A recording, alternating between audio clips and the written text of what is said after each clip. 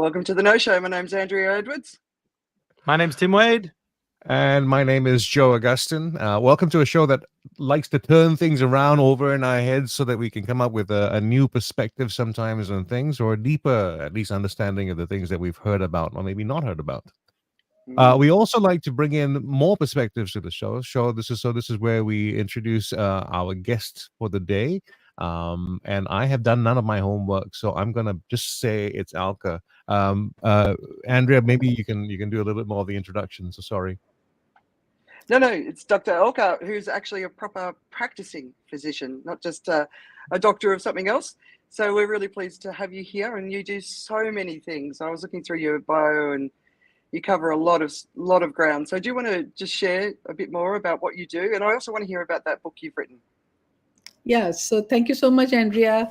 I'm so happy to be with the three of you. I call you the three musketeers, and Joe and Tim and Andrea. You look so cute together, and you have something to connect with each other, And whenever I see your show, I always felt like, why can't I be on this show? And my dream came true one day when Andrea, she put it up in the group that, would you like to join? And I was a bit scared and I was a bit skeptical, but then she said, just say yes.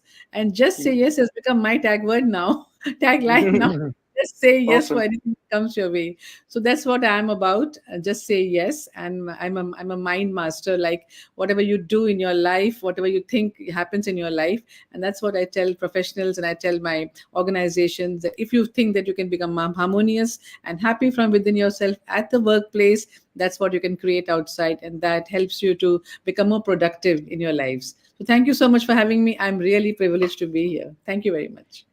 But you've written a book on successful marriage and love. Tell everyone a little bit more about that, because I think that's such a cool thing to have done. That's my favorite third book. My first book was on gratitude, and my second book was my journey of my life. My third book is Happy Couples. How do happy couples become magical couples? And I'm going to tell you a story. There was a reunion recently, and there was this boy who was coming from Chicago, from the University of I think Mayo Clinic. He was coming, and he asked me. He was my classmate, right? And he asked me online that, will you sing a song with me? And I said, yeah, sure, I'll sing a song with you. And on the day of the reunion, we sang the song. And when I was singing this song, I was looking at my husband in the audience. He was sitting way behind, and he was talking and talking and talking and talking, and his gestures I could see. And I was singing the song, a very romantic song, and I was trying to bring his attention to me. And this man just wouldn't look at me. He was just going on telling some story to his neighbor who's sitting with him. And at the end of the song, we both finished the song. We sang it well. And as I was leaving the stage, the MC called me, and he told me that, what do you think is a happy couple, and what's a magical couple? I said, a magical couple is a couple where the wife is singing on the stage and the husband is not listening. He doesn't care what she's doing on the stage. And that's what it is. And I'm okay with it. And I really want to know what he was talking about. And I asked his friend later, that what were you talking about? What was he talking to you about during my whole song? He says, I was trying to tell him, listen to your wife. Your wife is singing the song. Why don't you listen to her? And he wasn't listening. And I started laughing. And that is a happy couple. A playful couple, a couple who laughs at oneself, at each other. That's a happy couple. That's a magical couple, according to me. Thank you so much for that question. Nice. There is so much to unpack in that little moment there. I want to. I want to start a new show about it, but I'm always impressed with anyone who is, first of all, in a busy job to start with, and then says, "Well, my third book is on." Oh man, it's great to have someone on the show who's obviously thinking about a lot of things, and based on the books that you've written as well, quite widely about things. So we're glad to have you on today. The format of the show basically takes us to all kinds of things. We talk about what's been happening around the world, things that may have gone under your radar, and many times it's gone under mine for sure. So shall we do it very quickly? We're going to get to our theme today, which is going to be about war and why we can't get over war, or we can't seem to stop being at war. But for now, here's a quick rundown of what's been happening, perhaps without your attention. Alrighty, so let's kick it off. So, as you might have noticed, I'm on my mobile phone today. Something, just as we were coming on, my computer crashed. So I've got my notes, but I'm not in my usual position. So I'll try and make sure I'm paying attention and looking at the camera. But anyway, all right. So we started the week with Donald Trump at it again. But this time he posted a video of a truck showing hog-tied Joe Biden. His people are saying he did nothing wrong, and they seem completely blind to the threat of violence this could encourage. Joe? In the Straits Times, as an article which I think you may not have seen that a few years ago. When hot gets hotter, El Nino expected to turn up the heat in April and May, say experts are warning to Singaporeans to take their heat seriously. And this, by the way, comes after about a week and a half of a heat wave in Singapore. More details if we have time later on to talk about that. Yeah, definitely. Is it how hot is it at the moment? Bloody It's hot, been, I believe, is the correct term. yeah, we've returned from horribly hot the week before. We're running at the feel like temperatures of 39 degrees, which is a little high for Singapore. Yeah, we've been sitting in the sort of 40 to 43 for about 6 weeks now, and it's it's pretty grim. Elka's going to talk about I'm waiting for India Dr. Elka to bit. go, that's nothing. Yeah, exactly. Tim? So it's a furnace out here too. The furnace starts at 40, 41, 42, goes on to whatever high temperature it goes on late in the afternoons, and then it comes down in the evening. So we are equally hot here, and we are all hot people here. Spare a thought for those people in the sauna business. Okay, so quickly back to our quick takes in the UN news. With 783 million people going hungry, a UN report says a fifth of all food still goes to waste, which is pretty shameful, really. Yeah. So nearly like over three-quarters of a billion people are effectively starving, and we're still wasting food. Dr. Alka? Yeah, it's a shame, really. And I see it in India a lot, and especially when we're going out to eat food. We just order food. And I remember a restaurant when I had gone once, I think about 5 to 7 years back. I don't remember the place. It was in Europe somewhere. But there was something written over there that if you're going to return food, you have to pay money for that. So take how much is necessary, you take only that much, and don't take extra. And I remember filling my plate, and my husband showed me that particular thing, what was written over the label there. He said, Alka, be careful. You're not going to return the food. I'm not going to pay for that food when you're going to return it in the dustbin. Yeah, that's a very, very special category of dining called fine dining. Yes. I eat everything on my plate, which is part of my problem. I need to put less stuff on my plate. Yeah. So, could you want to do your quick take? Yeah. So in India today, I find that whenever we're going out to eat, we don't care for the food that we are wasting. And in my own house, I see when we're going out to eat, we just keep on ordering and ordering. And I always tell them that be a little careful. Think of someone else. Think of someone else. No, because she says, my daughter-in-law will say, but I don't like this. And she likes that. And she likes that. And you're ordering separately for everybody. And you're not eating the whole thing. It's a pity. And let me tell you one thing, that if we bring about the habit in our own houses, my mother used to do it. She told me, you have to finish every bit on your plate. You can't waste a single morsel on your plate. Take what is necessary.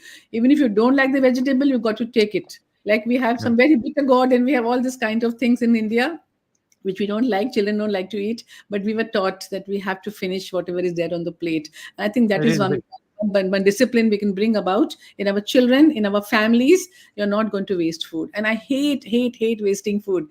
I get triggered when somebody is wasting food, and I get completely upset. And that's what I'm trying to make myself understand, that people are going to waste food. What are you going to do about it? So don't get stressed about it. That's my food is one thing. I guess water is the other one. In The Guardian this week, the UK is at risk of summer water shortages and hose pipe bans, say scientists. And the UK is not managing its water storage at all. And privatization, so there's a lot of privatization happening, and it keeps on biting. So that's from The Guardian. So we've got food problems, we've got water problems around the world. It just keeps on going. Andrea? And we've got J.K. Rowling problems. So she's back in the headlines. And honestly, I've never really understood, why she's so voracious around this topic. I really don't. I don't get it. I'd love to talk to her and understand it more. But she's back in the headlines with "Arrest Me, challenge over hate crime law." So I don't know, Joe. There's someone in Texas who's been diagnosed with a rare bird flu after contact with cattle. That's not a usual combination of letters, of words. But there's definitely some panic that's coming up in the U.S. around the news. And I think in general, if we're looking up for things that we're concerned about, zoonotic, as they're called, infections, or something that often gets the imagination going, diseases that cross the barriers that they're not supposed to. Yeah. All right. In where are we? There's a cruise line. So we've moved from Texas now onto a boat somewhere. So a cruise line has responded after a Garden City couple were among those left behind on an African island as it took off. I was just looking at cruises the other day. Yes, don't miss that tender back to the cruise ship, everybody. I tell you, that person is very likely to be me many times. You know what? I'm glad that don't go on one. But I'm glad that, I mean, a cruise ship is a bit tough to leave people stuck on an island, but when you go on a tour somewhere and that bus is always waiting for you're sitting on the bus waiting 40 minutes for that couple that just didn't come back. Sometimes they really ought to just go. Yeah. You know?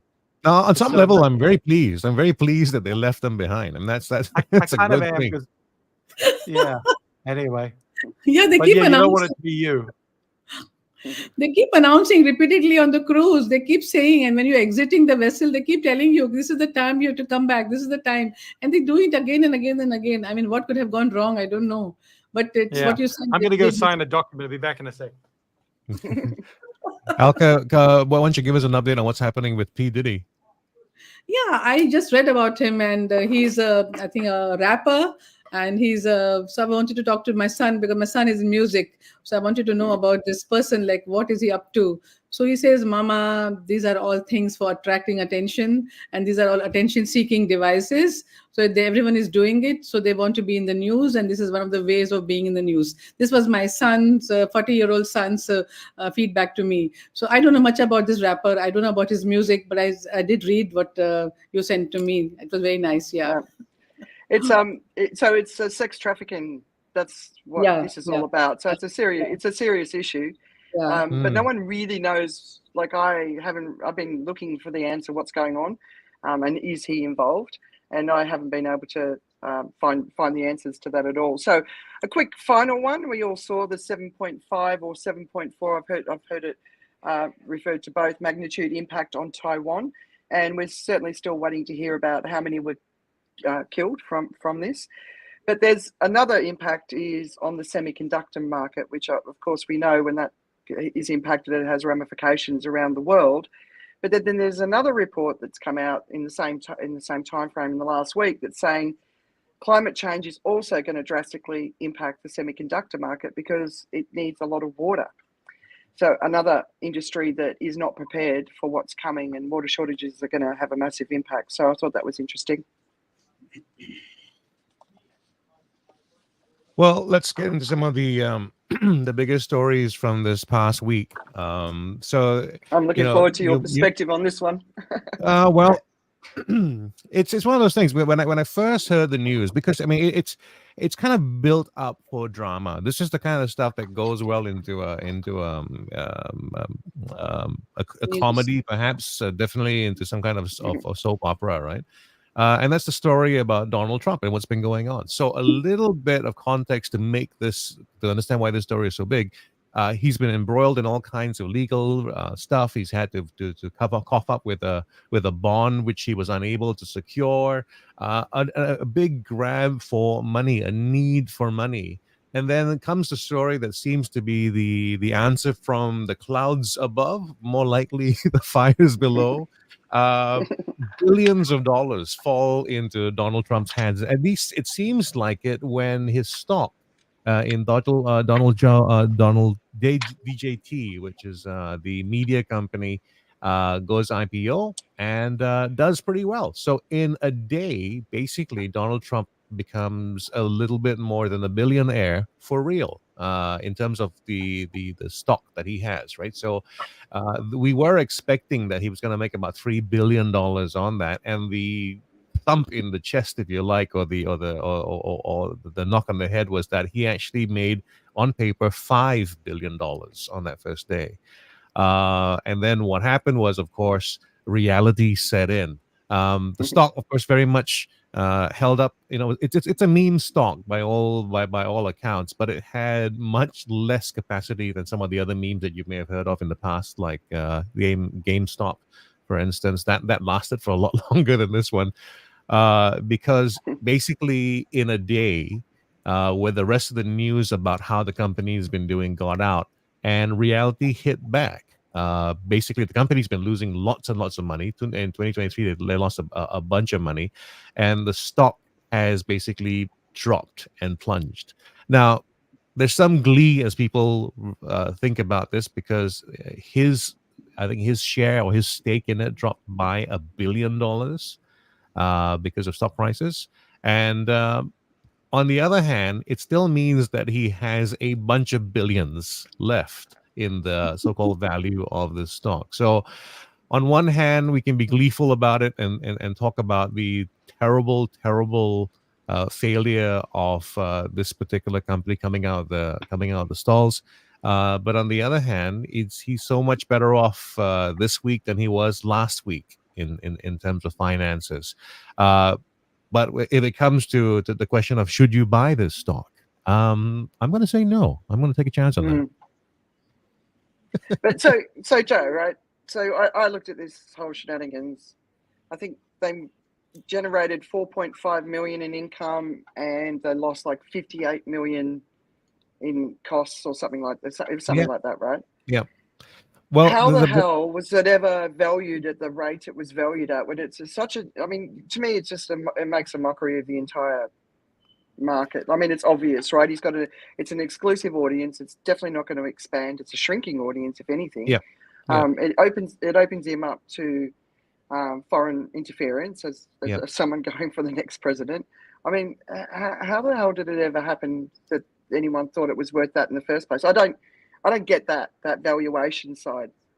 Well, okay, so valuation in terms of a business, there was no doubt about it. The valuation of the business is not high, but in terms of stock value, if people want the stock, that becomes something to say the value of the stock is high. So value of stock versus value of the actual company are not always linked. So if you look at a company perhaps like Apple, if you total up all the stock value that it has, it is far more than what Apple is currently worth. It has to be a factor of the future earnings and stuff like that. So for companies like Apple, where there's a big runway, there's a great enthusiasm, stocks in general really do not reflect the actual value of the company. So, Apple stocks, if you put all of it together, is much more than what Apple's worth. It's somewhere in the vicinity. And for a lot of tech stocks, especially, the range is between 7 to 27 times of the earnings that it has right now, right? So this is a case where when you talk about valuation, if you talk about the value of a company, any right-minded person would say this business is not a good business right now. All the metrics are wrong, and that's basically what happened with the news that came out. It's so wrong that there really wasn't a way to enthuse your way out of the box, right? But that's the way the market does work. When they're in all stocks, all currencies, everything. It is all about the network effect. If there are enough people to support the idea, it's a good idea. If you think about gold, for instance, I mean, yes, in some cases you can use gold for semiconductors, for manufacturing, and maybe for jewelry. But for the bigger market, which uses it as a store of value, it's not really a very sound idea. What can you do with gold? It's not very liquid. You can't really cash it in easily, but we've all agreed that it is a way of storing value. And because people agree on that en masse, it becomes something that is very valuable. So that's just the way that works. But by more conventional terms, or should I say by less conventional terms, this is not a valuable stock at all. Yeah, no, that's a you just made a distinction there that was very, very simple and beautiful. I really appreciate it. No one's explained it that way. Elka, do you want to jump in? So for me, gold is not an investment at all. When I was newly married, I got some gold from my mom's family and from my in-laws' family. And when I was building my house and I went to sell that gold, I wouldn't get any money. I wouldn't get any cash. Uh, And the worth of the gold was actually given, what money I got for that was half of that, literally half of the price of the gold, because they will minus the money for making charges and for all kinds of stuff. And ever since then, when I bought my house and I made my house, I've used that gold money for making my house. I've not bought any gold after that. Very minimal gold, just for wearing on my ears and on my neck. But my son, one day, he was telling my husband that, do you think you should retrieve mama's gold? And he was looking at me and he was looking at daddy, and I said, no, I don't want any gold because it's of no use except for wearing on yourself. And let me tell you, friends, today gold, we don't have to wear it on ourselves. We have so many things looking like gold, and we can shine with the shine and the light inside of us. We don't need to wear gold. So gold is not an investment, not in India at least. Thank you for asking me that question. well, but Elka, that's another really interesting thing. Every female friend I have from India has a stash of gold somewhere, because of course when you get married you inherit it and you passed on, and dowries and all that sort of stuff. So that trend's changing in India, is it? Yeah, so India, the dowry system is coming back now again. In my time, there was no dowry, and when my children got married, I didn't take any dowry. But the thing is, each parent is different, each family is different, and everything in India is customized.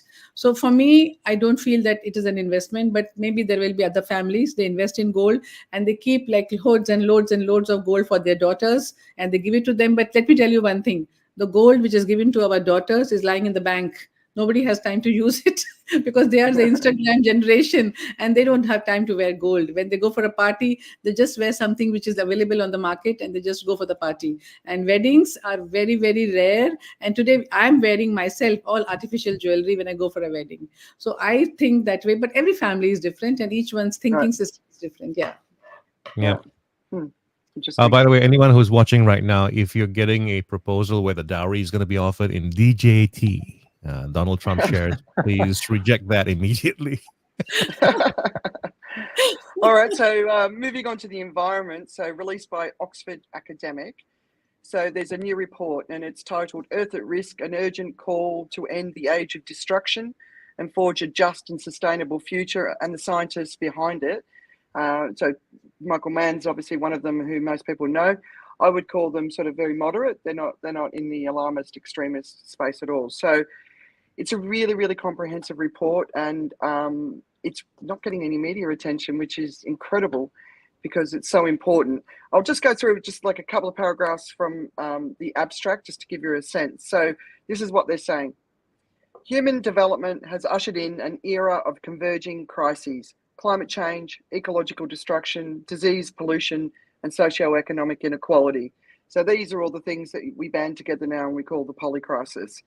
So propelled by imperialism, extractive capitalism, and a surging population, we are speeding past Earth's material limits, destroying critical ecosystems and triggering irreversible changes in biophysical systems that underpin the Holocene climatic stability which fostered human civilization. So basically, the very stability that we have built our entire global civilization on is now teetering on the edge of collapse. So it's a really, really, really fantastic report. It's very, very comprehensive. It goes through all of the different aspects. And I haven't seen the scientists do something like this. And, you know, it says at the end, the imperative is clear: to navigate away from this precipice, we must collectively harness political will, economic resources, and societal values to steer towards a future where human progress does not come at the cost of ecological integrity and social equity. I'm going to put this as a number one piece of content in the weekend read so everyone can find it. It does require a bit of time investment to read it. And I know everyone wants quick fix and quick bites these days, but some of the stuff that's coming out now, I'm sure you guys are all seeing it. You know, there was a story about grizzly bears behaving really erratically in the sort of the northern sort of Canada and America. There's fish that are swimming in circles and they're dying, and they're not sure if it's because the water's too warm or because there's some sort of toxin in the water. We're hearing about the story about bird flu in the cows is becoming much, much, much bigger now in the US with cows and chickens being culled. I was sort of saying to my husband the other day, don't you feel like it's, everything's really ramping up now? Like all of the news is really ramping up. Sydney's going to get the most rain it's ever had in April. California is about to be hit by a mega snowstorm in April. India is just about, and Elka's going to talk about it in a minute, India is just about to get hammered. Most of Southeast Asia is hammered. Like the kids in the Philippines are in swimming pools. They can't go to school because it's too hot. And we know that most of the infrastructure in this part of the world, especially in the developing countries, in fact, in Singapore, do they have air conditioning in the classrooms now? Has that happened? I remember when I first got there, they didn't. It's still not standard on some of the lower classes, or at least the last time I checked. I with some relief can say that I haven't had to have a child that young for a while. But yeah, there's definitely a wave of it. I can't see them not having that being the case. And with the week that we've had this past week, for instance, I just can't imagine it to be something that would be, we will have a long term. In recent history, I remember the classes not being air conditioned for lower classes, especially. But I don't know. I don't see that continuing. I think it's a standard thing to try and air condition every class now. So when you say lower classes, do you mean the age groups or age groups? Sorry, schools? I mean the younger right, people. Okay. Yeah, sorry. Yeah, right. No, and they're the youngest suffer the most in the heat. So it's the young, the old, the pregnant, and the sick who suffer the most. So, when you hear that a rich country isn't set up with the right infrastructure for heat, and then you think about the poorer countries. One of the reports, like in the Philippines, it's one teacher to 60 to 70 children. That's just phenomenal. Can you even imagine, right? So we're on the cusp. The other challenge in the poorer countries is the roofing is sometimes just a corrugated sheet metal, and that just sucks that heat in. Yeah. Yep. Like even just painting the roofs white, right? Last year I put together a wet bulb temperature preparation guide, and so got to plant green stuff, got to paint the right roofs white. I don't think I've seen a white roof yet. Yeah. And here we are. The Greeks understood this. Look at Santorini; everything's white. Yeah. Yep. Well, there's an example in Singapore where they've done an experiment with a really super reflective white paint, and I put that in the weekend reads too. And it basically, that area compared to another test area is 1.5 degrees cooler because of the white paint. So, yeah, interesting. Right, and anything solved with white paint is called a brilliant idea. I'm on fire today. Sorry, I've had a little sleep. So in India, where we have the smaller villages, where we have the schools, very, very small schools only on the ground floor, and the surface is covered with some cool substance which you put water on it, and when the water evaporates, it brings about a cooling inside the rooms. And they're very well lit rooms, and they're very well ventilated rooms, so that the breeze is coming inside. So when you look at these children, I go to some children in some villages to see them, what they're doing, how they're working, and they're so happy. I'll tell you what happens when they are in the same temperature for a long period of time. They don't feel the heat. It's people like us. We are going from cold to hot to cold to hot. We feel the heat even much more. So when your body gets acclimatized to that particular heat, and when there is breeze coming, the feeling of the heat is much less. This is what I've seen in some of the villages in India. And I think India is far ahead in preparing for the heat because it has to, right? But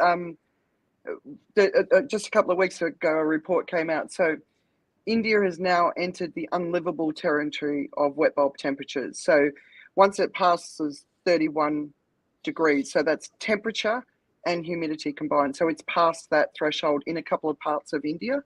Yeah. So it's not about adjusting anymore because, I see the outdoor workers here, they're fully adjusted to the heat, but it gets to a point where even they can't cope with the heat. Yes. Tim? Yeah, over to Israel and Gaza. This week there's been a lot of news, including the deaths of 7 aid workers from World Central Kitchen. Today, Israel has agreed to let more aid in, so that's good news. But the other big story was, of course, the Israeli attack on Iran's embassy in Syria, which killed 2 Iranian generals and 5 military advisors at its embassy compound in Damascus. So the question is, how will Iran respond? Because it must respond politically, or else it'll look weak. And so in a Reuters article titled "Many Iranian Options to Retaliate Against Israel," all carry risk. It says, Iran faces a dilemma following an Israeli attack on its embassy in Syria, how to retaliate without sparking a wider conflict that Middle East analysts say Tehran doesn't appear to want. According to the article, this attack on Iran isn't out of the blue, and it's part of a long-running campaign against Iran and the armed groups it backs. Naturally, the Iranian Supreme Leader Ayatollah al-Khamenei has vowed revenge, but there are options for Tehran. It could unleash its proxies on US forces, use them to strike Israel directly, or ramp up its nuclear program, which, as we know, no one wants to see happen. The US is obviously keeping a close eye on this because they don't want to see a repeat attack on US troops based in Syria, Jordan, or Iraq. And so far, no chatter has been found to reflect this as a next move. The United States on Tuesday bluntly warned Tehran against attacking its forces, saying, "We will not hesitate to defend our personnel and repeat our prior warnings to Iran and its proxies not to take advantage of the situation to resume their attacks on US personnel." A source said Iran faced the conundrum of wanting to respond to deter further such Israeli strikes while avoiding an all-out war. The report says that they have faced this real dilemma that if they respond, they could be courting a confrontation which they clearly don't want. They are trying to modulate their actions in a way that shows that they are responsive but not escalatory. If they don't respond in this case, it would appear to be a signal that their deterrence is a paper tiger. So again, once again, the world's on tenterhooks, they're waiting to see what happens next. And if this war expands to consume the entire Middle East, which would be a disaster, quite frankly, for the world. However, the article finishes with this statement: Iran is less interested in teaching Israel a lesson than in showing its allies in the Middle East that it isn't weak. Yeah. I always think about the story about, the guy who learns that if you want to fend off a shark attack, you have to punch the shark in the nose. And then he's involved in one where he's swimming and there's a shark just swimming by, and then he sees the shark and he punches the shark in the nose. And then the shark says, "Oh, dude, look, now I got to do something." So, it's one of those things where when I heard the story or was reading the story, I couldn't help thinking about how it all began. I mean, this is it's kind of a repeat of history, right? Someone hits you somewhere where you don't want to be hit, and then you have to respond, and then you have to show this or that or the other. There is this so-called appropriate response to things, and it just has a huge chance of escalating. And for Iran certainly has its hands dirty in what's been happening, and it's very clear because I don't think they've pretended that they're not involved. They've been quite overt about what they've been calling for and doing. But this is a case somewhat of the puppeteers having the puppets catch fire and they got their fingers burnt, and now they want to do something. Now they have to do something about it. But it's hard. I wouldn't know what they would do that would be rational. But I would at the same time just warn that there isn't as much of a limitation sometimes on options that fall within the category of having to be completely rational, and that's the scary part. Yeah, but Israel just it's always been a country for me that operates with a level of restraint when it comes to war. And we've talked about this right from the beginning, but I just don't feel like they're operating from a level of restraint at the moment, and that's concerning. Real right-wing movement that's over there. And I mean, we saw thousands and thousands of Israelis come out against Netanyahu in protest this week, but I'm concerned about them and how they're behaving. I mean, there was one of the articles in the war section is sorry, on this technology that's called lavender. Did you guys have a chance to have a look at it? No. And it's an artificial intelligence, so it identifies enemy combatants and targets them for assassination, right? So typically, it focused on the highest level sort of leaders, and now it's gone down all the way down through to the lowest level leaders, and it basically puts out a kill list that the soldiers follow without human sort of eyes. And a lot of the attacks, they'll look at one lowly combatant and they'll send a bomb in at night, but it'll take out his whole family or the whole building. So to get one lowly level person, they'll kill 20 people or maybe hundreds of people. And so as a use of AI in war, it's a really sort of eye-opening example. And I definitely recommend having a look at that article. It's called Lavender. You'd find it fascinating, Joe. Yeah, no, I was telling you how I've been doing a deep dive on war and going back as far back into World War II and a bit of World War I as well. What's happening with Israel right now, and I've heard it in conversations as well, is they're going into a phase or using a strategy which includes brutality. Now, as I say that sounds terrible, but let's put it in context, right? The story that really struck me was the story about there was a speaker who went from the U.S. talking about the history of the Second World War, and he was talking in Japan and talking about the whole firebombing of Japan. A lot of people don't realize that much damage happened to Japan outside of the nuclear war. 67 cities were actually bombed, firebombed by the U.S. Before you heard about the nuclear bomb. So a lot of people had this really false idea that it was a quiet time and then 2 bombs went off and then the war was stopped. But there was a level of brutality that was used in that. And what was very, very interesting was the Japanese philosophers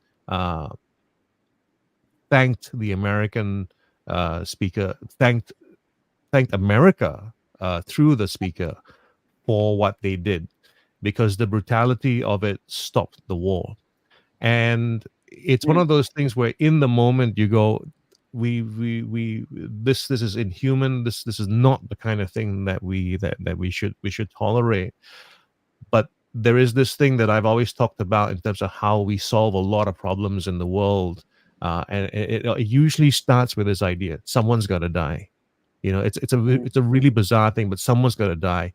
Then we see the brutality of it. Then we see that it's gruesome. Then we see, okay, we can't do this. Then we have to stop. It's almost like you have to wake everybody up in a jarring way. And I think that's what the playbook currently is. The problem or the challenge is, on the other side, it's not the same view. It's at the core of it, like when what was happening in Japan during World War II. I'm sorry to take us into a real detour here. Was that if this brutality was not as wide and as complete as it was, the Japanese emperor, with his sense of never surrender and all the things that came along with that, would have not surrendered. And the estimates are about 1 million more Japanese would have died just because of stubbornness and the famine that would follow with the wars and stuff, with the winter that was going to come.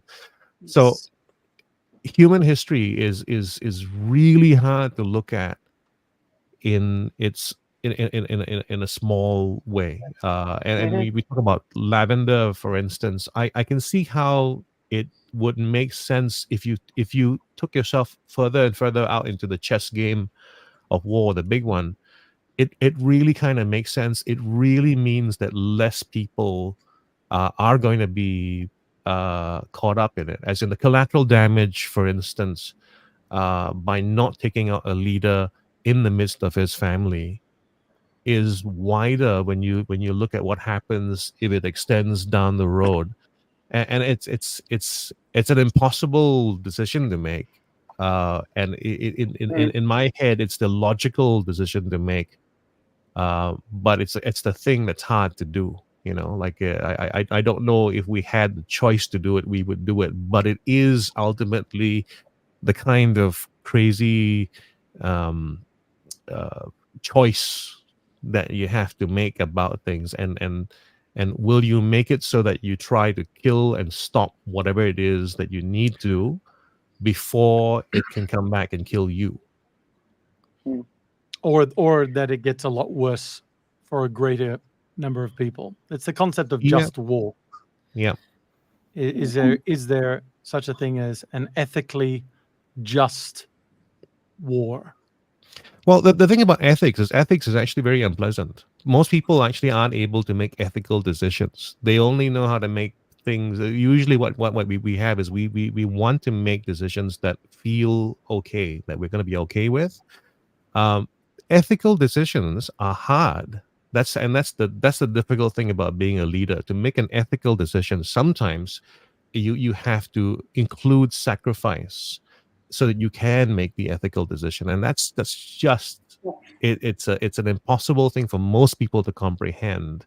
And that's the big problem we have currently, I think, in the world, is we have too many huge ethical decisions that are being held back by an audience or a population that says we're not comfortable with that.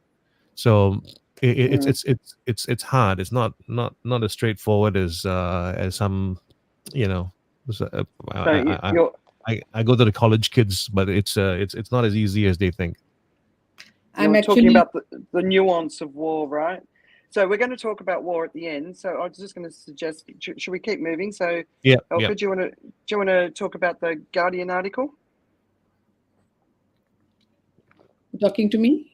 The one about child labor in India. Oh my God, that is a very sad article. Actually, when Joe, you're talking about this war thing, I'm just reminded of the stories of every country has a story of war and the freedom struggle that they went through. And my parents have always told me the story of war and how they were partitioned and how they left Pakistan and how they came to India and they were in rags and how they went from rags to riches and how they worked hard. And just one line I want to say is my dad always told me only one thing. You have 1,001 reasons to fight and to go to war, but find out one reason that will give you an answer that you don't have to go to war. Give me one reason that you don't want to fight. And we are at a war with our own selves. And that's what we got to answer to our own selves. So ego and stubbornness is the reason for war. If we can just suppress ego and stubbornness, we can come to ethics, and we can actually get away with fights, and we can get away with war. Coming to the question of the children in India, the child labor is very, very sad, and I can tell you that. And the story which I have read now, what you have given, is about the cobblestone and about the sandstones, which are very cheap in Rajasthan, in a place where the children are made to break it, and they're given very little money. And that's what they say, that they help us to they pave the floor below us. But it's not only about those children.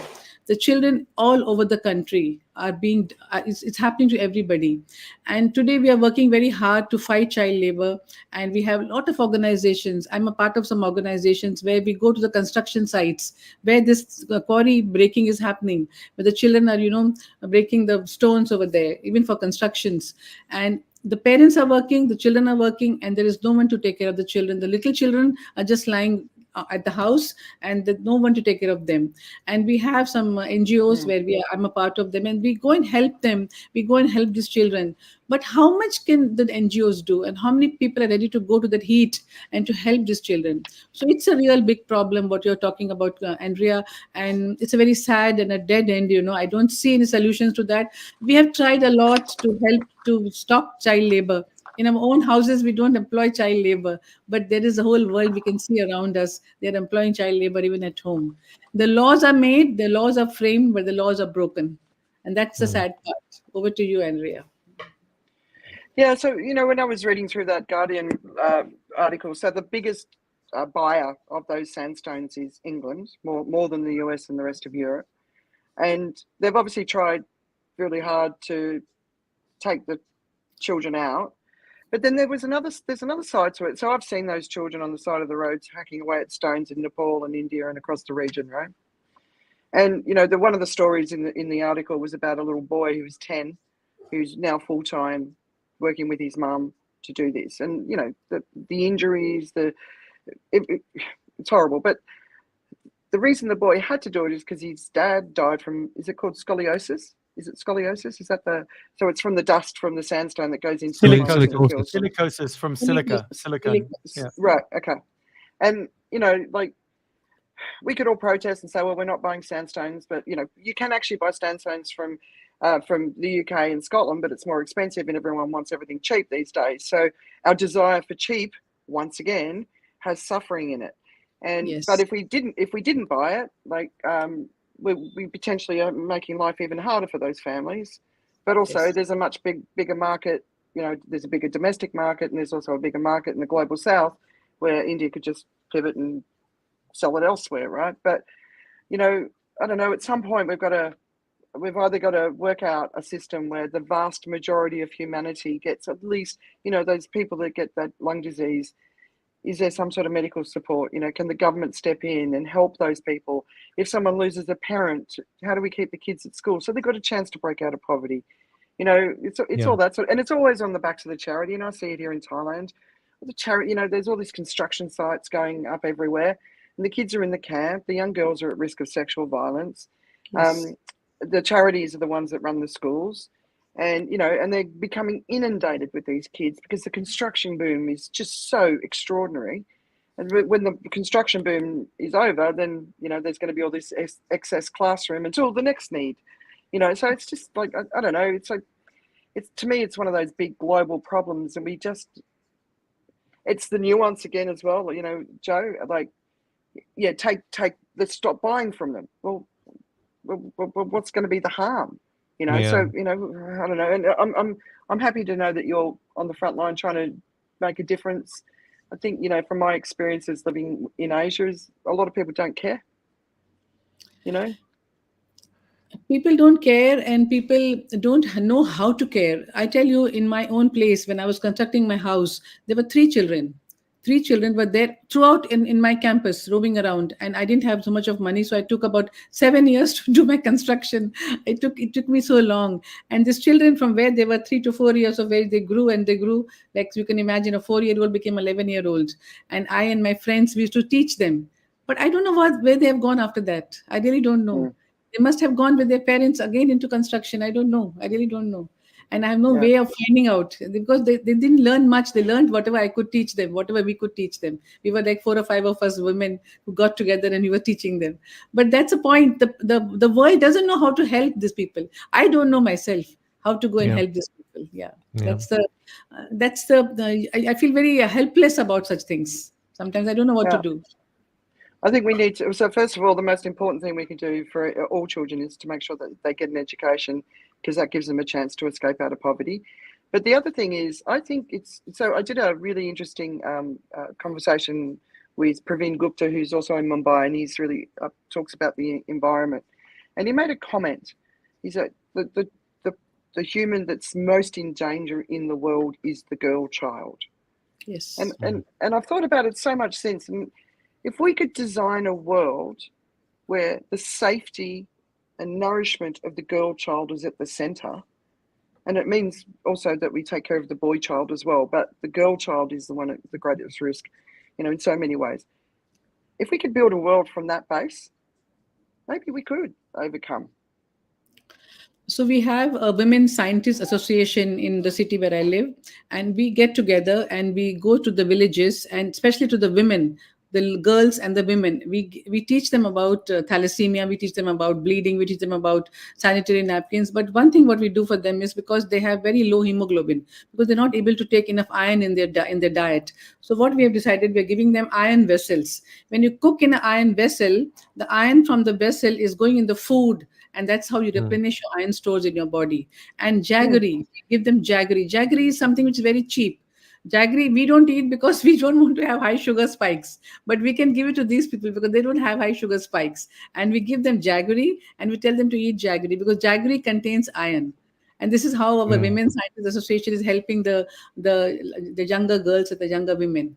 And we do That's this like amazing. every 6 months. Yeah, every 6 months we do this. And one more thing I want to tell you: these children who are roaming around here and there. For example, my boy, the boy who works for me, he's got two children. He was not wanting to make them study, and now our government has started a right to education, and we apply through our methods online, and we give them a right to education. And this, I'm very proud to say that these two children, the my worker who is working for me, his two children are now in standard 8 and standard 6 because of the Nice. right to free education. They get books, they get uniform, and but they have to apply online. Somebody has to help them to apply online. So Yeah, government is right. doing a lot to help these children. Yeah, but they have to Yeah. get the aid at the right time. Yeah.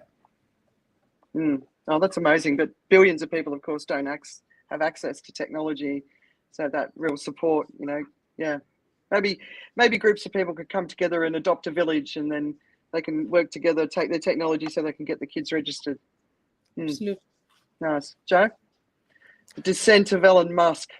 Yeah, well, okay. I'll fess up first of all and say when I clicked on the article, I saw a lot of words, which I'm kind of allergic to. But I've been keeping track of what's been going on and what people think of the man. And I have a thought for you to consider. The idea is that even billionaires require love. It's one of those things where Elon Musk is someone who is I think always hitting for the fences, and he's not just hitting for the fences in a way which has no basis. A great number of the things that he gets his hands on, or his eyes and attention on, are actually moonshots.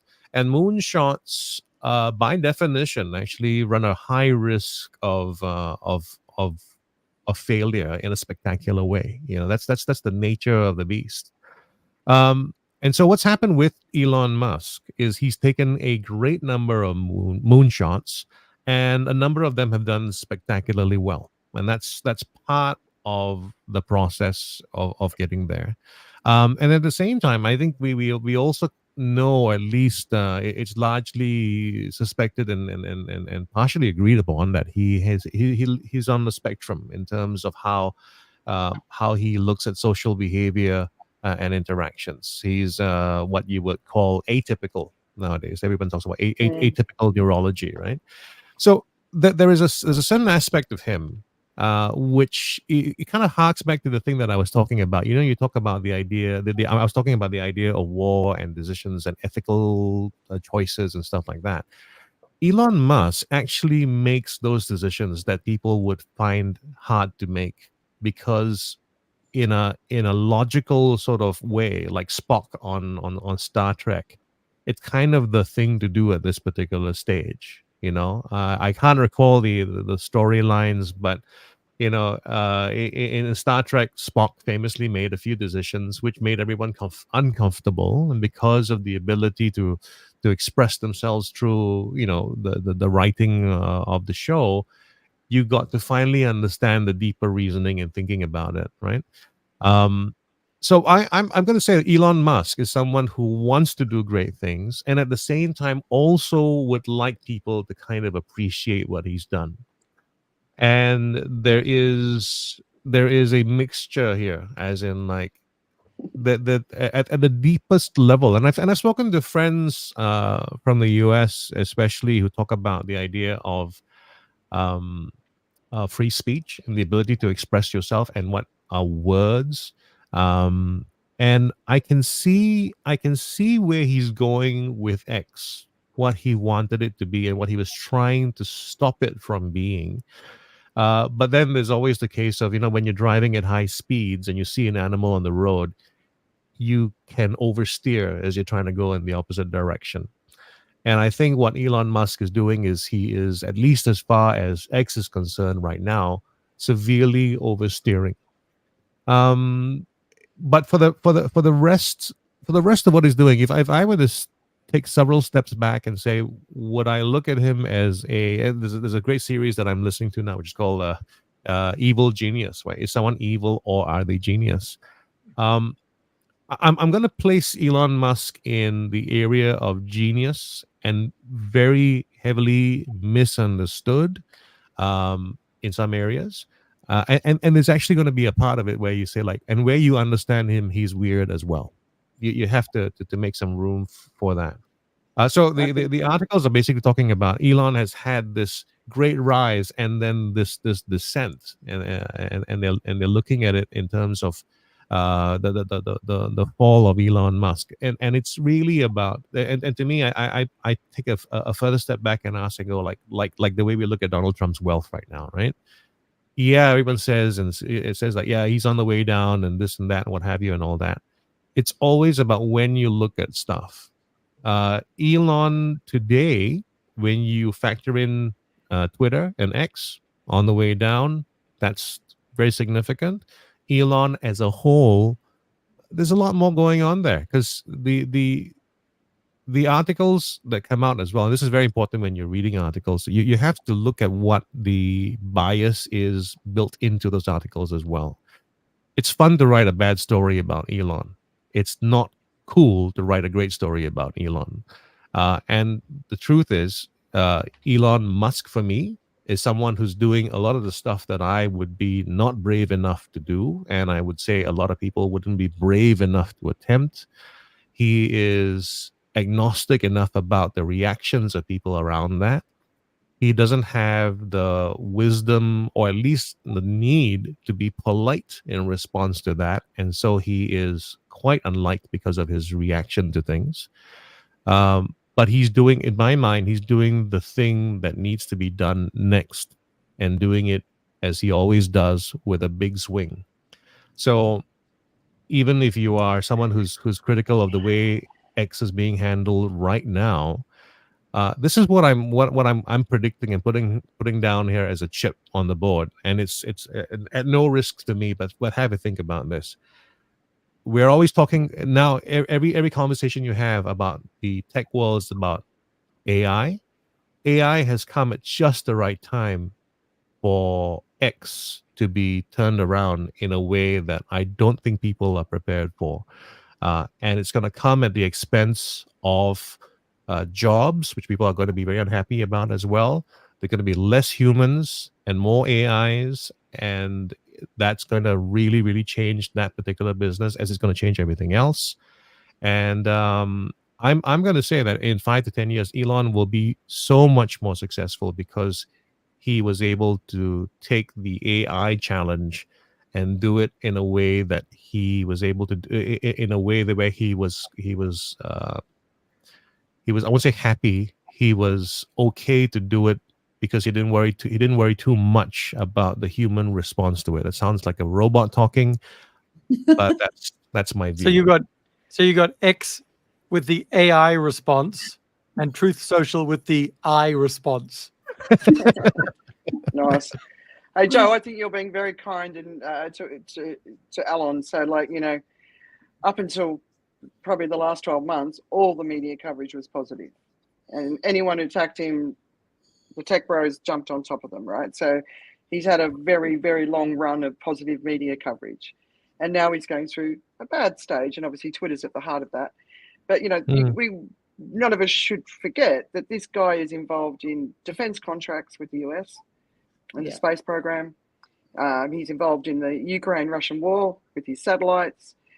He's having conversations with China at the highest levels. I mean, this is a guy that operates at a level that requires we pay attention and don't have rose-tinted glasses. So that one of the articles I sent you was talking about the Don Lemon interview, which was a bit of a fiasco, and he cancelled it after it had happened and all that sort of stuff. And what the commentary is every single question that he asked that was a bit challenging, Alan was just like, he had no depth. He had no intellect. So is he the genius that everyone thinks he is? So I just thought it was an interesting perspective from that point of view. But we do need to hold him to a higher standard than anyone else on this planet, because he's involved in so much from a geopolitical perspective, from a security perspective. You know, there's so much that he's doing and involved in. And I think, yeah, we need to see who this bloody man is. He's got so much power. Yeah. It's frightening. I agree with that part of it. I think there is a point where you move from the role of being a rocket booster, and then you just back off from that. And I think Elon maybe hanging on to the steering wheel for too long. He should let what his cars are doing happen in his career as well, or in what he's doing. Right? He should put in auto drive and let the AIs take over in that respect as well. Mm. And also, I think that when we are saying something in the public arena, like he made some gender remarks or some racist remarks, it's okay. You make a mistake, you can apologize and you can say, I made this mistake, it's all right. Why can't we just accept that we have said something wrong? That is something human. To show yourself that you're human, to be vulnerable to the whole world, that would make him a much stronger person, I feel. And the face that he has right now, a little bit of a not so joyous face, not so happy face that is going around in the market, that makes me feel that a little bit of connection in his life will bring him much more happiness and much more joy. After all, life is an inner journey. It's not about what you're creating outside of yourself. There is something which is being created inside of yourself. That's all I wanted to add about Elon. I love Elon anyway. Maybe we need to get him to attend one of your classes. Tim, what do you reckon? No. He knows better than that. He knows how to reflect on his life. We just have to sit and reflect on our lives. Yeah. I think a bit of compassion and empathy would go a long way. But anyway, Tim? I'm going to withhold my opinion because I think it's just speculation based on what I don't know. Nice. Yeah.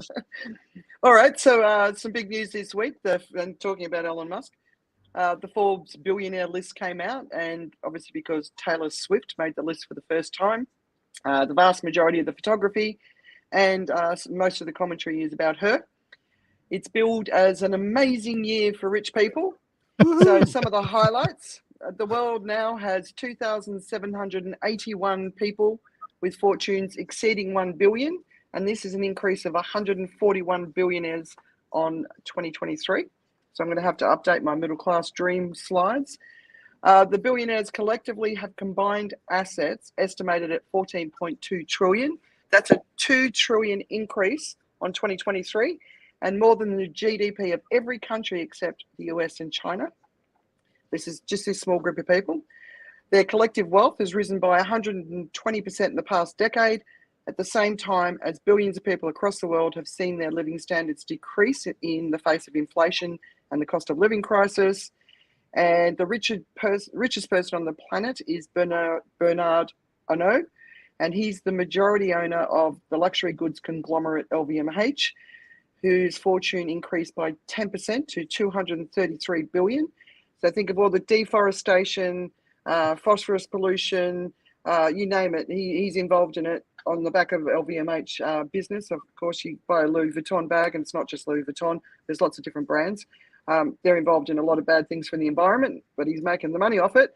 And then Elon Musk is in second place, which I was surprised. I thought he would have dropped off, and he's at 195 billion, which is an 8% increase on last year.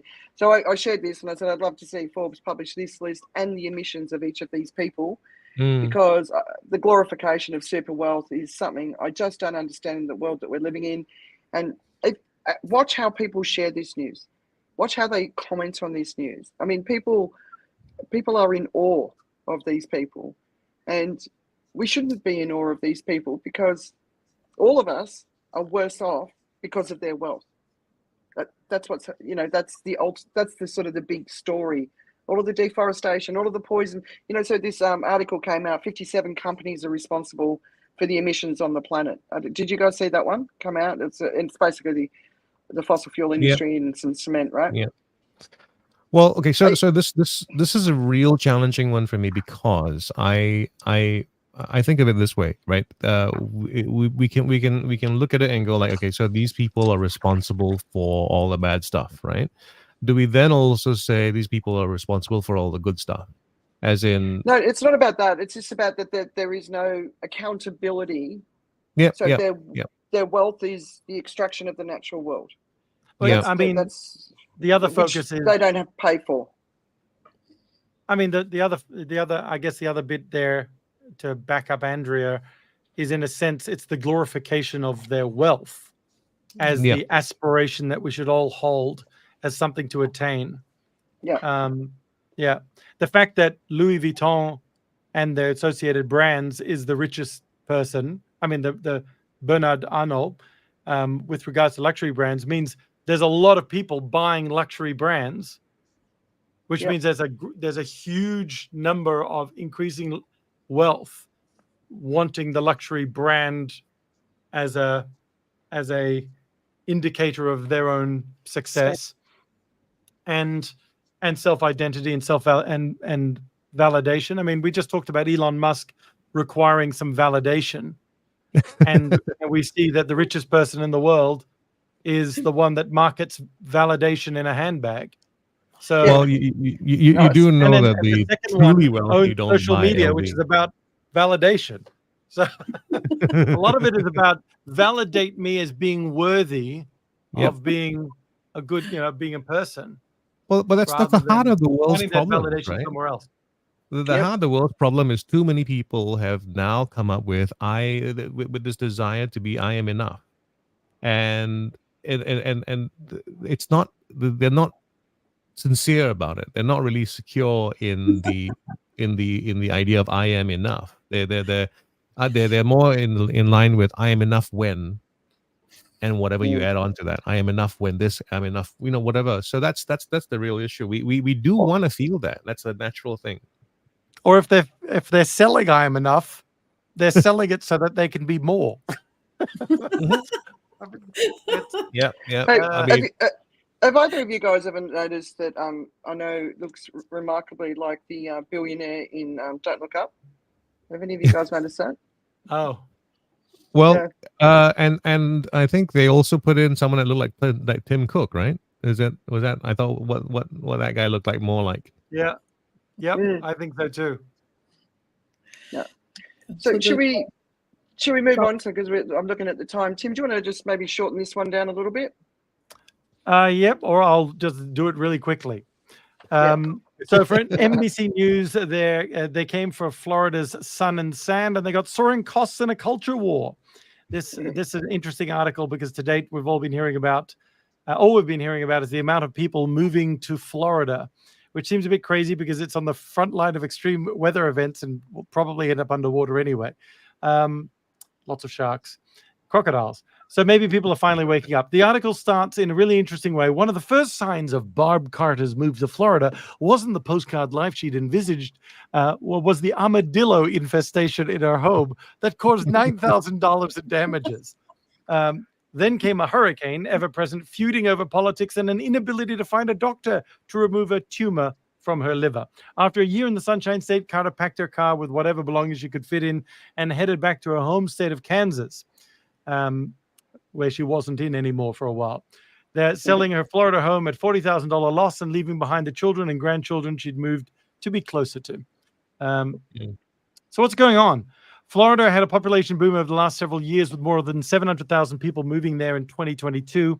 It was the second fastest growing state in the U.S. as of July 2023.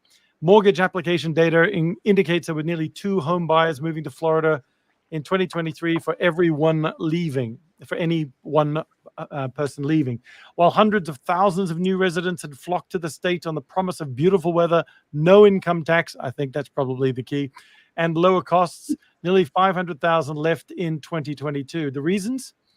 A perfect storm of soaring insurance costs, a hostile political environment, worsening traffic, and extreme weather. Homeowner insurance rates in Florida rose 42% last year to an average of $6,000 annually for your home insurance. Driven by hurricanes and climate change, and car insurance in Florida is more than 50% higher than the national average. It's also among the more expensive states to buy a home in, with prices up 60% since 2020 to an average of $388,500, just under $400,000. Politics is also a huge issue. One lady said, "You cannot engage in a conversation there without politics coming up. It's just crazy. We're retired. We're supposed to be in our fun time of life. But I learned quickly, just keep your mouth shut, because I saw people in my own community break up their friendships over it." Wrapping it up, the reverse migration out of Florida isn't just among newcomers, but also among longtime residents who said they can no longer afford to live there and are uncomfortable with the state's increasingly conservative policies, which in recent years have included a crackdown on undocumented immigrants, a ban on transgender care for minors, state interventions in how race, slavery, and sexuality are taught in school, and a 6-week ban on abortions. Basically, the summary of it is Florida is in the midst of its own perfect storm, and a global perfect storm from a weather perspective, political perfect storm, and ideological perfect storm, and it just ain't the postcard that the retirees are being sold. Yeah, it's interesting, right? I was wondering when this time was going to come. Well, I think what you need to do to live successfully in Florida is the legalization of lobotomies again. I mean, I think that would kind of help. If you could in some way just disengage your hypothalamus, your hippocampus, it's quite a livable area, I think. I thought most people thought the lobotomy was the reduction of their assets. Well, the thing about a lot of things happen this way because of expectations, right? You paint the picture before you enter it. So people move to Florida or think of Florida. Florida's got very good branding from the past, right? So if you said you were going to Florida, if you were outside of the US or in some other parts of the US, you go like, yeah, you're going to retire. It's a nice place to go. It's warm weather all year round, right? Disneyland. But what has happened is, from a news perspective as well, almost all the bad news or the stupid news in the US starts with a Florida man said, or a Florida man did this, whatever it is, right? Yeah. And that's part of the mix, right? The people who move there because they buy this idea, and how many people who move to a place are really buying a late idea, right? They're buying something. They go like, oh, it's a really great place to go because there's some people have gone there, and by that time the club's not cool anymore. And I think Florida has turned that corner, and it's really one of those places now where it's mad, and the combination of politics being as divergent as it is, and old people who don't give two F's about giving their opinions, that's the dangerous thing to me. It's just like, you're gonna have people there's less, as people get older, there's less compulsion to be polite. And when views are as divergent, I think that's where all the problems come up. And this is probably what leads to all those friendships being broken up as well, because people, first of all, don't pay as much of a social price, in the sense that it used to be where I lose my friends here, I have no more friends around me. This is where I think the internet and social media has really changed things. You can be amongst friends even if you're the only one in your neighborhood who thinks that way. Yeah, it's interesting. The political side of that article I found really interesting, just how unbearable it's become for people. Sorry, Elka, you were going to say? Yeah, actually, about 10, 12 years back, I was in a conference in Florida, and things were much better at that time. And I remember in the middle of the conference, this guy comes over and starts talking to us about buying a house, just like what you were saying. And and then they invite us to a dinner, and they tell us, okay, the dinner is on the house, and you come and attend this dinner. And I told my husband, why not we go and attend the dinner also? He says, no, they're going to make you buy the house. We don't have the money to buy the house. And that's how they're actually telling us, the good parts about Florida, which is now becoming not so good after 10 to 12 years. I remember this story 10 to 12. I just remembered while you were talking. So they just tell us all the good parts of it, but actually it doesn't last for so long. I just remembered that. So all right, so let's move on to the Indian heat wave, which has just been reported. So in the next couple of months, we're expecting some pretty gruesome stuff over in India. So, I mean, Elka, you're in Mumbai. I remember last year talking to people in Mumbai, and they were all having a terrible time of it. So, how do you think, what's it feel like? How's everyone feeling? See, I'll tell you, Andrea, the truth of life is that we are staying in a very comfortable place as we are staying. we have air conditioning, we have everything. But when you look at our people who are working for us, and even the lower than those people, when we look at those people, it's those people who are suffering the maximum. So we don't have those kind of no, water shortage, and we don't have that kind of light shortage right now. That we don't have that. I remember we used to have about all of these things 7 to 8 years back. But yesterday I took my grandchild to the garden, and there was this hose pipe, and I was remembering this article. And all the kids were playing with the water in the hose, with the water coming out of the hose pipe. The gardener was sitting on the side, and the kids were playing with the water. So that kind of water shortage is not there today, the area that I am living. But I'm sure there is the other areas in India, different parts of India, different parts of Maharashtra, in Mumbai also. There may be parts of those people where they're suffering from droughts and they're having less of water. Definitely, it's a problem. So we have done some things in our country, and our Prime Minister has made a big dam in Saurashtra, in Gujarat, if you know. They made a very big dam which is collecting the waters and sending it to the different places. So we are doing our bit, the government is doing our bit, but whatever we are doing is not enough, because the population is so much and the people are so many, and the side effects of this heat are going to show up in the future. So we are Yeah. doing our bit, but I think we need to do a bit more also. We need to do more. Yeah. So have you lost your electricity in any of the heat waves in past years? So you haven't experienced that? Past years, yes. But last, I think about 3 to 4 years after the lockdown, we have not lost electricity. We don't have any Okay. loss of electricity in our area. Yeah, I know water shortage also. We have a 50,000 liters tank on the top of our building, and that is enough to suffice for the whole day and for everybody. So we don't have that part of shortage in our part of the world. But I'm sure the other parts are there where they have shortage. Yeah. And then when you listen to the media coverage of what to expect from the heat wave, what are you hearing? So it is there, and I remember as a medical student I went to one of the villages, and we were carrying this big bottles of water, and the children were sitting in a queue there.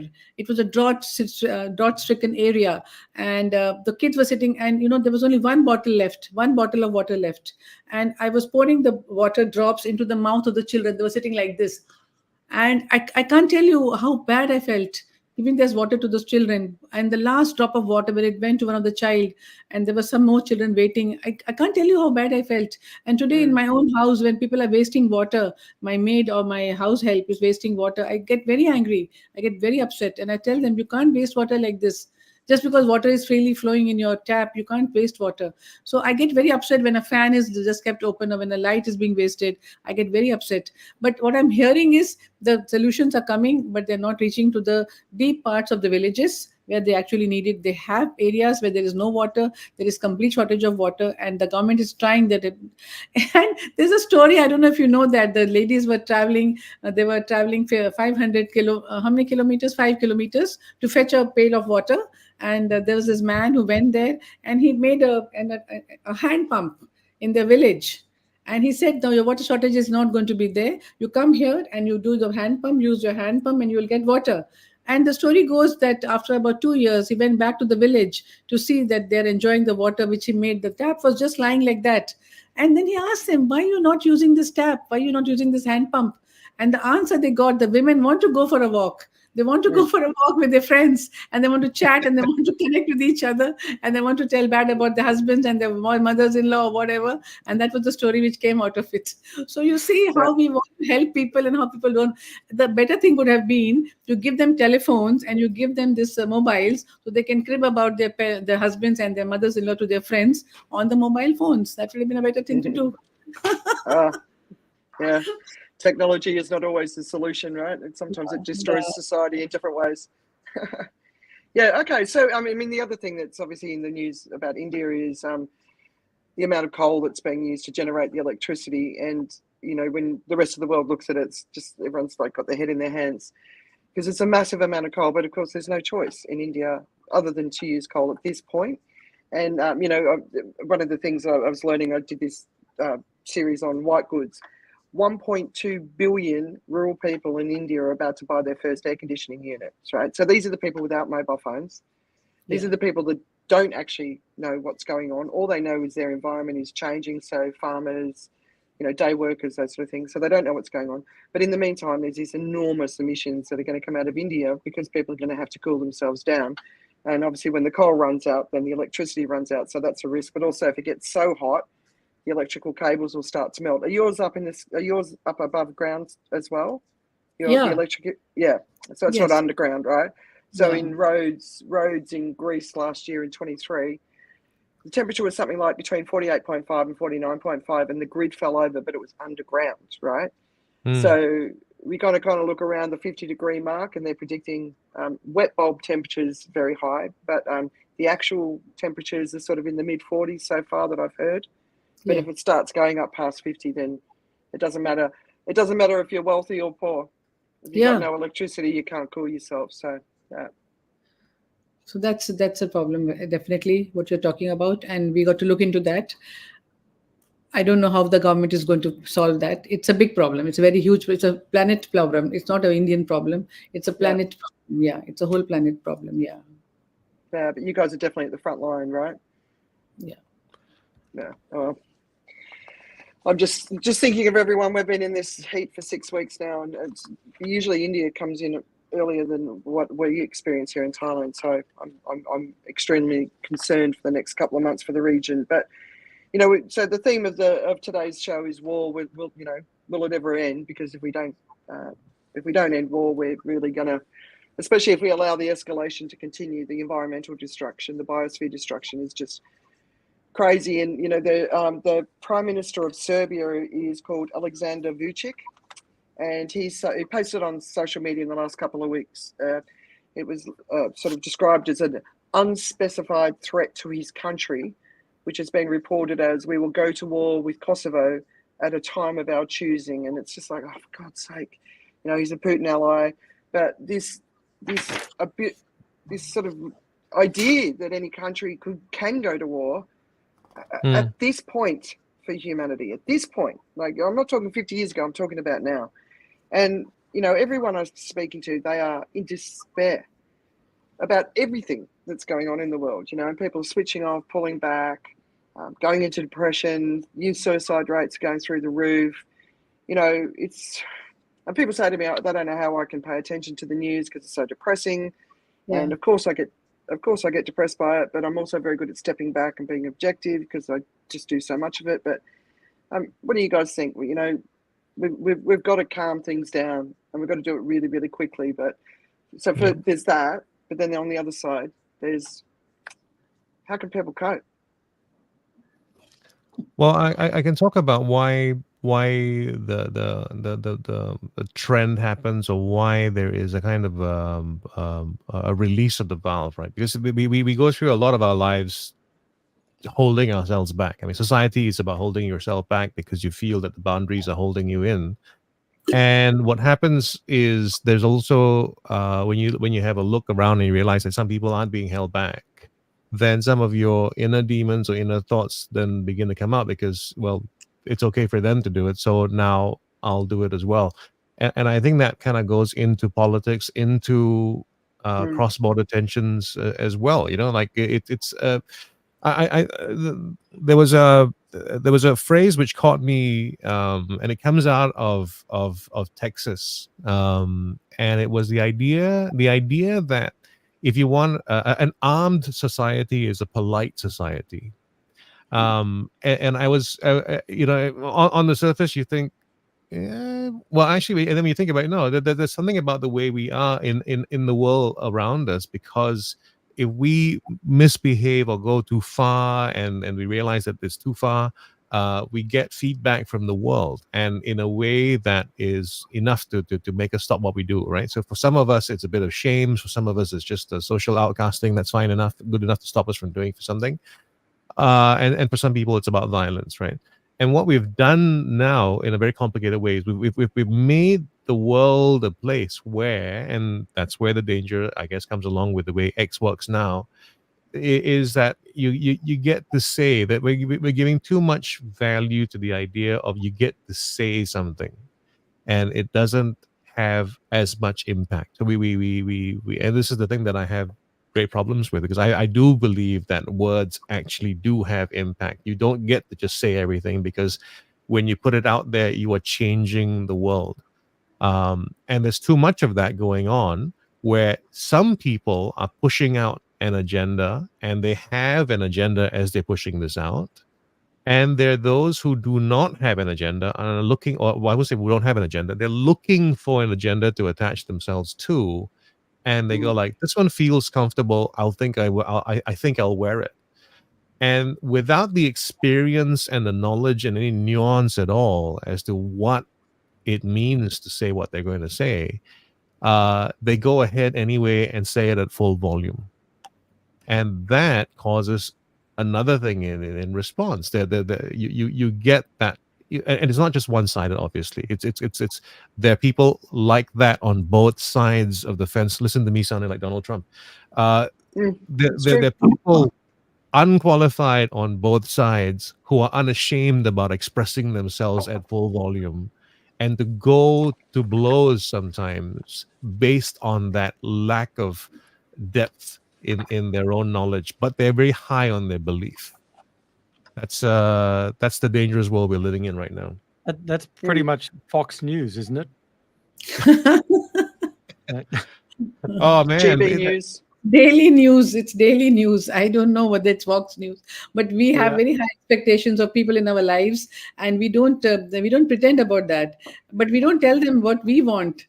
We just think in our heads that we want this from people, and we don't tell them what we want. And then there is this my way or the highway, and that's what is causing the whole trouble. And like you said, Joe, that the ego part of it, is causing the trouble. We want to say something that we want to say. We say it, and we don't care how it's going to impact the rest of the world. We have to think about that also, how it's going to impact X, Y, or Z who is listening to my words. So, Elka, from your professional perspective and all of the different work you do, what's some of the advice that you'd give people just to managing themselves and their mental health and their peace of mind and all that sort of stuff during this time? You got any sort of top tips you'd want to share? Yeah, the top tip is to connect with people. And I would say that we have a village, we have a family. The family is the first organization that a child comes in contact with, and to learn all the kinds of value systems in the family. And if we don't give that child the value system, the love and affection, the unconditional love, then nothing is going to happen. Nothing is going to change. Our children are expecting too much from the world.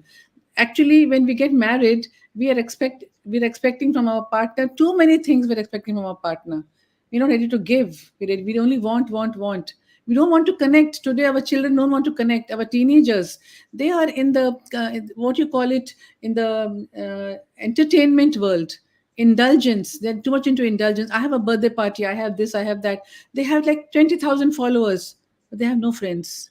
They have no real friends. And I tell you, our friendships have lasted today. I'm meeting my uncle and my aunt, who is my dad's friend, for 70 years. They are now in their 90s. My father and mother are dead, but their friendship is calling me to them, that I'm going to go and meet them now. I think friendships, connections make a very big part in your life, and you make them they make you feel better. They make you, help you to adapt. All these big bags which are coming in our life, all the negative news which is coming in our life is going to be there. And we get overwhelmed when we listen to that. The only way is to share our deepest desires, our deepest feelings with our friends, with the people in our lives. And that is the way to go. Our face-to-face connection is becoming lesser and lesser and lesser. On the virtual screen, we are hiding behind our phones. We are hiding behind our screens. That's not our true self. Only when we say what we want to say from the bottom of our hearts that we heal, actually. That's what I want to say to the world. Just say what you want to say, and say deeply, and show curiosity to ask somebody, how are you feeling? Not about how you're feeling. It's about, are you really curious to know how you're feeling? Are you okay? When you look into a person's eyes and you ask that person, are you okay? He says, no, I'm not okay. So that's a curiosity we got to have, to ask someone, how are you feeling? When we ask a cliche question, how are you feeling? They just say, I'm feeling okay. But no, when we ask them, really, are you feeling okay? The real answer comes. And the real connection comes when we connect deeply from within ourselves. Make a phone call every day, connect to people. I told Andrea in the other meeting, just making phone calls to people makes them feel loved, makes them feel validated, and it makes you feel better. Connecting is most important, in my view. Thank you so much. Yeah, no, I love that. Human connection. And sometimes I find that I want to speak about the serious stuff and the deep stuff, but I don't always find people that want to do it back. That can be a bit of a challenge for me sometimes. Otherwise, Steve just has to put up with all of it. Yeah. I think the world suffers right now from too much network. It's kind of an opposite side of what you were talking about there. Because I think while we talk about the friendships and the quality of friendships, there are very few people I know who really have good friends who are able to tell them the real things in their life, as in like they don't consider those people who give them the negative feedback as friends. And I think what social media, or what the world we live in looks like, is that less and less of that honest feedback is going to come from respected places. As in, like, instead of taking feedback from someone, like when we were growing up, there were people in our lives that we knew were the ones we didn't want to have the conversation with, but because we had the sense that they're going to tell us they're going to see through us, we're going to hate this conversation. And then in retrospect, years on, you go like, that was the important conversation that I had to have, right? Yeah. There's less of that right now because we are built, not unlike anybody else, to take the path of least resistance. When we put out a point of view, when we feel a certain way, when we're upset about something or something doesn't make sense to us, we're looking immediately for the people who resonate with us. And what happens, because and this is a lot to do with social media, and then there's actually a very interesting number. There's I can't reference it right now, but there's a report basically that says from 2010, that's where it turned. This is where for children, they began to have mobile devices. That's where social media became mobile and ubiquitous. It used to be, to go on Facebook, you had to get onto a computer. We don't remember those days now anymore, but that little bit actually helped a lot. And right now, because of that path of least resistance, we're finding the feedback in a way which is just easy. It's too easy. You don't have to spend time looking for you remember when you were in school and when you first arrived and you didn't know how to network, whatever, you couldn't find your friends, you couldn't find a place to sit down, you didn't know where to go, and you kind of had to work that out. Now the society is different. Now is like I put out what I am and what I'm like and what I dislike and what have you, and then online you form into these clusters and these cliques, which I feel are very dangerous, because they're cliques of people who feel good about being around each other, meaning that they're not being challenged about what they're thinking. Those cliques are growing, and they're very disparate because they don't have diversity in and amongst themselves, and so they don't they don't grow in a way that is able to interact or interface with the rest of society. As in, like, it used to be, if I didn't know how to socialize, well, you learn to socialize. Now, if you don't know how to socialize, that's just me.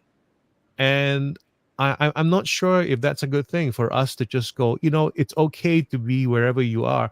I think that's the compassionate thing we all want. We want to say that, listen, back to this thing about you're enough. Everybody wants to be enough, but but we seem to be happy enough when someone breaks out of it enough to go like, no, don't do that.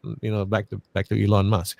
But I think what we should all be is held to a higher standard, like we want to hold Elon Musk to. We should have higher standards for ourselves. Interesting perspective, Tim. It's like we've shifted away from war, Yeah, and gone into the human condition. If I took a quick look at, well, I took a quick look at Kosovo, just to see, effectively tell me a bit more about Kosovo. And I said Kosovo resources is what I typed in, and it says as an overview, Kosovo is a varied geology that includes a variety of exploitable metal and mineral deposits, including gold, chrome, nickel, aluminium, copper, iron metals, and lead zinc. And it also possesses the world's 5th largest proven reserve of lignite. So, and then also it's got a significant uranium reserves as well. And I went, oh, that's interesting. Anyway, what's lignite? So lignite is used to generate electricity. Isn't that interesting? However, small amounts are used in agriculture and fertilizer and industry, even as jet in jewelry. And it's got more information with a dot, dot, dot. I didn't even bother clicking on that. I was like, oh, uranium and electricity and gold and mineral rich, and now there is a unexplained, unbacked, unqualified threat to their neighbor who say that they want to perhaps invade at any particular point in time in the near future, possibly. And it just says to me, it's still about fundamentally power, greed, and selfness. And that selfness ripples down to whoever is in my fiefdom as the person in power. So if I'm in power and my fiefdom is this country, you know, I want more for my fiefdom because my fiefdom will provide more to the lord of the land. And if I can have a larger fiefdom, I will have greater resources coming into me as the person in power. So I think it's fundamentally our human nature is problematic. There are solutions. The solution seems to be what Dr. Alka and Joe were talking about with regards to how we can change the perspective. But I think the challenge seems to be that there is a group of people who are looking at the human solution and the human condition and how to be better versions of ourselves and connect better with the world and live in a peaceful place. But there are some other people who don't buy into that ideology, and they're in power because the peaceful people are quite happy for them to be in power, kind of. I mean, we're not really anymore, but we allow them to be in power. And now that they are in power, they're doing what their powerfulness does, which is seek to conquer others in power. And quite frankly, you know, you look at history books over millennia, and that's the exact same thing has been happening. And there'll be the philosophers thinking we should be nice to each other. There'll be the religion saying, hey, you know, we need to be peaceful and we need to change our perspective from us and it's all about me to all about, not all about you, but all about something bigger, so that we don't go and kill each other like this, and that we can live in a better environment. But the people that need to, those in power from the millennia have still been doing exactly the same thing: raise the biggest army, beat up the other person, and we see it play out in schools, and with bullies, and we see it play out in global politics for millions of years. Now, does that mean that we throw up our hands and we say we can't do anything? No, but it just means that we need to, at some point, step off this rotating wheel of sameness and repeating historical mistakes all the time and go, what do we need to do differently? And if democracy is available to us, we have an amazing opportunity to vote into power somebody who's not after power, which is a bit ironic because most of them aren't in that world. But that they need to be responsible enough to be able to play and savvy enough to play in the world and not let their, you know, hi, I'm the peaceful person now in charge of the country, and then you immediately get invaded. It's got to be revolutionary. I'm not, and I choose those words carefully, in a sense of how we look at moving forward in the world and who do we want to be as a people. The thing is, I don't think any of those people in power who are greedy and powerful are listening to this show and would go, oh my gosh, Tim is right. You know what? I'm going to change everything. They need a they need a grossly humbling experience, which usually comes at a defeat or a crisis in their life or in their family that brings them to their knees. And you don't wish that upon anybody, but fundamentally, and usually in those positions of power, they surrounded themselves with such wealth and defense that that's not going to happen to them from a position that doesn't see them basically get killed. So I then shift my perspective from trying to change what the world is going to be from this political place, and I guess going from the topic of war to exactly where you both were, which is how do we deliver compassion and hope and empathy and solve the problems that we can in our community. And I think it's important that people see and that community does have power and a voice, and they can enact change by ensuring that there is governance and compliance and accountability taken to the people that are in power, and that they don't just blindly say yes and vote to whatever they're doing, and that they are courageous enough to vote for somebody that maybe their family never votes for. Because as a kid, I was just like, Mom and Dad, it's time for me to vote. Who should I vote for? And they told me who to vote for, and I voted for them because I wasn't across it all. But then over the years, it came to the point where I was like, well, hang on a minute. I think I should vote for that other person because this doesn't seem right anymore. And it's that courage of the swinging voter who hopefully is not voting for the smaller taxes so that they can buy another Louis Vuitton bag, but that they are voting for the one that may make a tough decision for the short term, but it's just going to be infinitely better in the long term, which takes us back, weirdly enough, the tough decision takes us back to that concept of just war. That is you've got an ethical dilemma.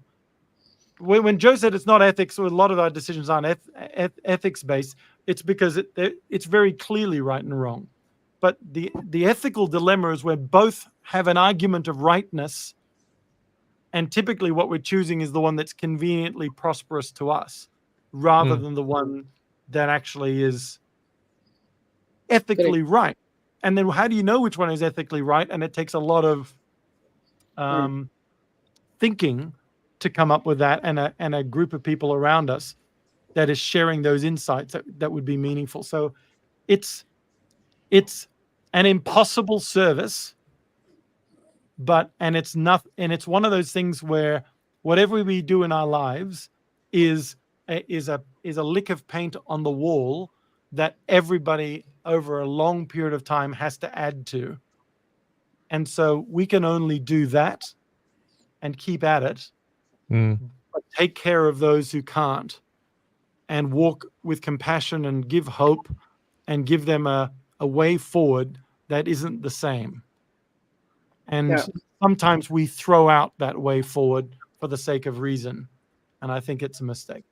Yeah. So just I want to talk about the end of the good times, right? But before I do that, so I'm just looking at is Serbia rich in minerals? And it is equally rich in minerals, but it doesn't have uranium. So yeah, maybe it could be, but it's obviously the war that happened. Oh yeah, that's definitely. Yeah. So I mean that. So stuff. I'm doing my next We Need a New Middle Class Dream video. I'm just in the process of editing it, and it's called The Business of War. And so listening to what you were just saying there, Tim. So what I think we're at a really unique sort of time for humanity, in that we've come through the pandemic and people have not recovered from that, and there's a huge amount of psychological damage and mental health issues just off the back of that, especially with our young people. We're now moving into climate escalation and the alarming stories that are just coming out everywhere, increasing war, And we have lived the good life, like all of us, since we were born. Elko, maybe for you it was different when you were younger compared to us because of where we grew up. Maybe Joe, because your childhood, your really young days was in Malaysia, so it would have been a bit different for you. But for Tim and I in particular, you know, growing up in Western countries, right, we've been through the good times. It's been great, and what it's done, I think, is it's made us all very lazy. Everyone's turned into an armchair critic. Our politics are so divided. Everyone, you know, like you look at the basically 50-50 split in most countries around the world, democracy. You know, there are only 20% of countries are now democratic. It's dropped down to 20%, right? So there's a real drop. But I think we have become disengaged, and we've moved into that selfish sort of me thing that Joe, you talk about. And we've got to get engaged again. But I think those of us who are aware of it know what we need to do. But we've got to somehow work out how to bring all these other people in with us, because everywhere I look, people are turning away. They're putting their heads in the sand. They don't want to know about it. And that's not going to help us either, especially, you know, when authoritarian sort of governments are starting to come through. If people put their heads in the sand and disengage, well, there's a good chance those authoritarian governments are going to start winning. And then everyone's life is going to be worse, and war is going to be more, and environmental destruction is going to be more. So I think there's an apathy that's been sort of built over years, decades of the good times. Well, the good times are over. And no one seems to want to talk about that. Everyone went, oh, it's great. You know, it's not. Like the good times are over. Hard times are ahead. So we need to become strong and resilient. We need to get our minds strong. We need to get ready, and we need to help everyone who can't deal with that. I think it's really important. But some of the things, so when I was looking through some of my notes, you know, so the first and the most important thing every single one of us can do right now is make sure we're voting for leaders of peace. Like we have to vote for leaders of peace, right? The other thing is stop being armchair critics, you know, like talking about the nuance of war. So I've watched people in Australia attack Anthony Albanese over what he's done with the Israel-Gaza war. And there's no respect for the nuance and being backed into a corner as a leader, and, you know, how leaders need to deal with their allies, even when their allies might be pushing the limits, right? So we've got to stop being the armchair critics. We've got to get educated. There's so many people who really don't know what they're talking about, and they're talking a lot. And people are responding emotionally to everything, and that doesn't help either. We need the experts speaking up, but we also need the influencers shutting up. So there's people out there, they're making millions of dollars through their YouTube channels, talking about things they have no idea about, and they're creating so much noise that the people that we actually need to hear are hard to find. So a lot of people have just got to start shutting up. I think there's another one.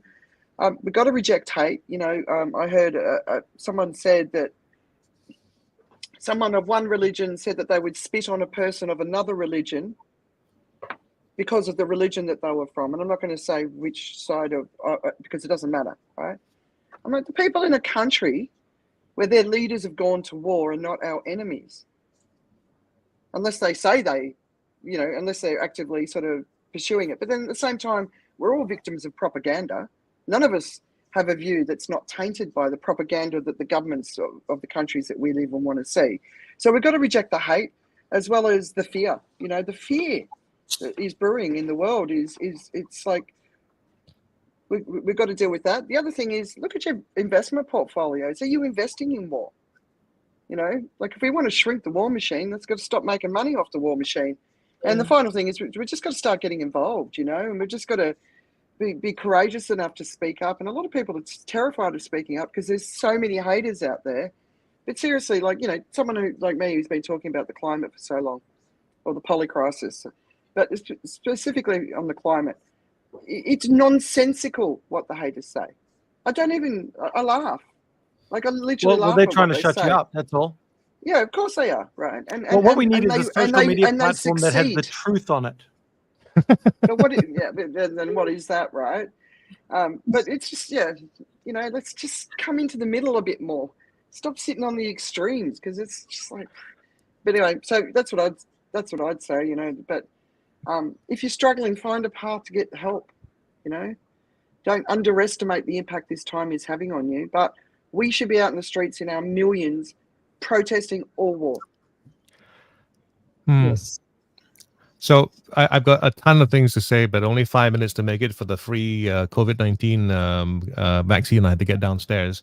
I want I want to talk about just one simple idea, and is that people usually think about war in a way which is okay. They don't usually think about it this way.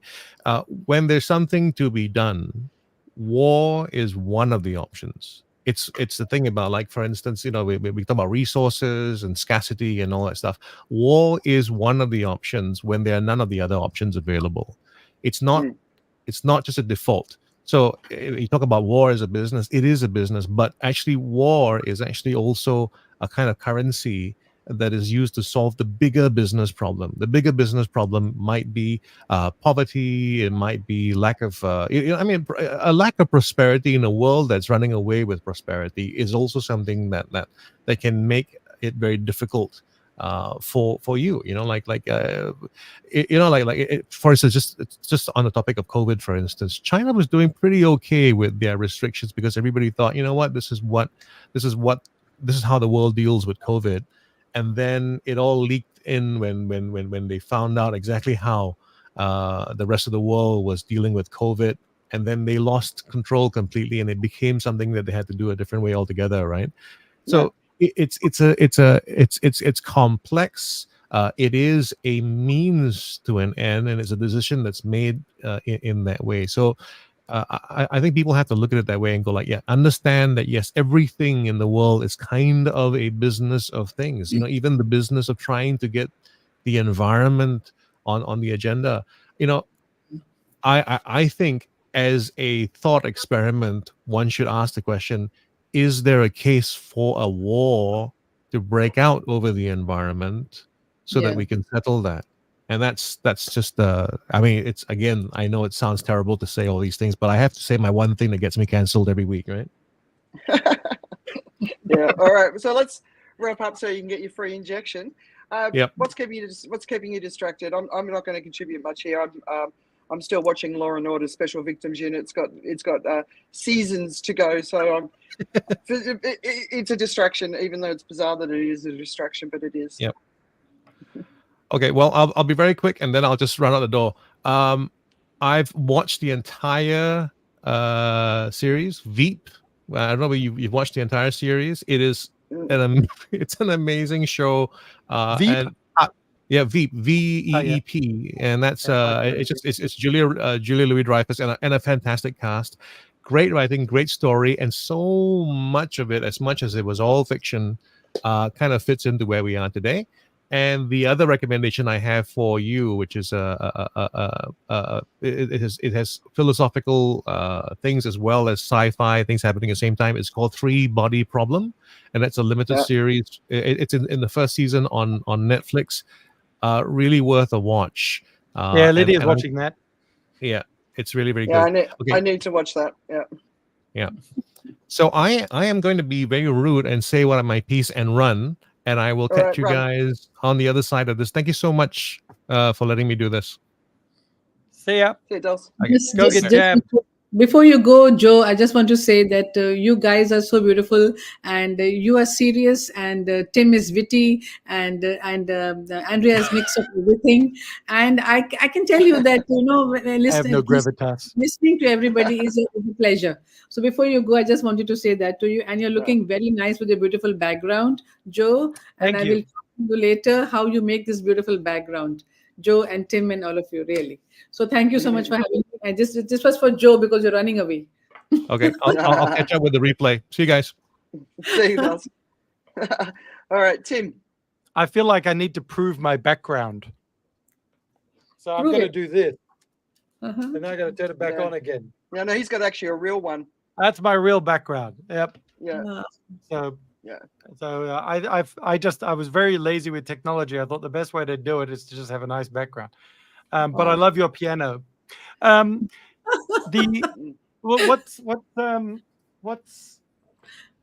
Well, at the moment I'm writing. Believe it or not, today I have to hand this thing in. So of course I'm still working on it. I'm writing a paper on. Get this: justification, sanctification, and entire sanctification according to John Wesley.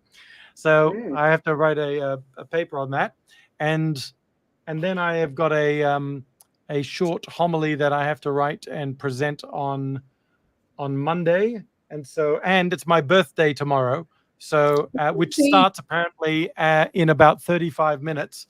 At which point I might go into wild panic about this paper, but. So I guess Sunday afternoon I will be writing that homily. But yeah, it's a 5-minute one, so it should be all right. But I guess that's what's keeping me occupied is this tsunami of academic and practical assessment, which is a joy to go through and a stressful pain in the ass at the same time. But it's but ultimately it's like having a bath in sort of renewed thinking about important stuff. So yeah. I had no idea where you were going to go with that bath. I panicked a little bit once I said bath. Yeah, it's like, I said tsunami, and so I came up with the water thing ended up in a bath. I don't know why, but I panicked. Elke, what are you doing that's separate to your work and just sort of goes over the top of your head and sort of gives you a break? For me, actually, I just remembered something when Tim was talking about. Tim, it's your birthday tomorrow, right? Yes. So it's my birthday. Remembering. Yeah, it's my birthday. So tomorrow, 6th of April. Oh, nice. Oh, yes. Jules, I better check when mine is. I thought it was How old are you? I'm going to be only 16. How old are you going to be? Well, I stay the same every year with the mental capacity of a 5-year-old. But 5-year-old. Okay, that's good. That's wonderful. So wishing you a very happy birthday for tomorrow. I just remembered something, but you're making a script for something, and I've been invited to speak on a subject called Science of Storytelling. And I have to read up all that stuff. And I'm thinking, when am I going to read up all that stuff? It's on 7th, actually, not tomorrow. So I have one more day to prepare for my speech. So Science of Storytelling. And when I think about storytelling is all about meeting the people in your lives and remembering those stories in your heart, in your soul, and then saying them aloud. And I have this habit of telling stories. And I want each one of you to see the instances in your life as stories. And you become mindful and you become aware. A simple thing. A very simple thing. You know, Andrea, I have finished 1 liter of water while talking to you for about 1.5 hours. And I'm telling you that I'm sitting in an AC room and I'm telling you it's not hot. It is hot. Definitely it's hot. It's so hot out here. I'm telling you it's not hot, but I finished 1 full liter of water. So it's a story again. So I'm just want to say to everybody that yesterday Rumi said that I was clever and I was changing the whole world. But today I say that I'm having wisdom and I'm wise and I'm changing myself. If I want to become a happier person and if I want to change the world, I have to go deep inside myself and take out the gold and all the treasures from within myself. That's my message. Thank you so much. I love that. You know, to help you with your science of storytelling, just think about storytelling is remembering and sharing that memory. Yes. So that somebody else can remember the truth that they are supposed to do. Fantastic. Nice. I just made that up, but it kind of sounds right. It's insight, yeah. It's remembering. I experience my stories in real time, even the bad times. Like you're going through a bad time, and I'll be like, right, you relive it. It's gonna be a great story. Yeah. So, that's the other thing. So I was talking to somebody the other day about where they are in their life, and I was saying it's been written. I mean, not theologically, but I was just saying, imagine it's been written, and at the end you're victorious, but right now you're here, and it's a bit of a struggle. But just remember that at the end you're victorious. Wow. And then and that just so now it's like, okay, well then what do we need to do? What do I need to do? Who do I need to connect with? And it's those connections. I mean, a story is about connecting ideas. Absolutely. That relates to a theme that delivers an impact to the person hearing the story. And that's what we need to do. We need to remember who we are as a people, as a community, as a global community, and then collectively, remember and take action together. So, but unfortunately, the culture of the world is saying, be an individual, be by yourself, be alone, be miserable, be angry, be appearing to be wealthy, buy more stuff, throw more trash. But it's like, so Elka, thank you. Be together. Thank you so much. Connection is important. Thank you so much for joining us. It's been really, really, really great to get your perspective, and I think you're such an amazing person. So it's really great to have you on the show. Come back someday, come and join us again. And really, really fantastic. You're going to be there in Singapore when I'm coming in May, right? Yep. And so we'll meet up that time. So thank you so much for everybody having listening. Dr. Alka is such a kind, genuine person. She's just she's kind, and it's rare to find kindness in the world, I think, and I just think she's just amazing. And my patients, when Andrea was asking me what do I do, I'm with my patients from 8:30 in the morning till 4 in the afternoon. Today I left them at 12:15, so I'm here with you guys. And the storytelling comes to me from my patient stories. And actually, I want less patients today. I tell people don't come to me because I want to listen to each and every patient's story, and that story helps me to tell stories to other people and to change the lives of other people and to change my own life. So I live in that kind of storytelling world. So thank you, Andrea, for that question. Yeah, thank you very much. Hey, Debbie, just found thanks. the comments. Yeah, it's cool, that. Thanks, That's a Debbie. nice one. All right. See you guys. Bye. Bye. See you in a couple of weeks. Thank you very much.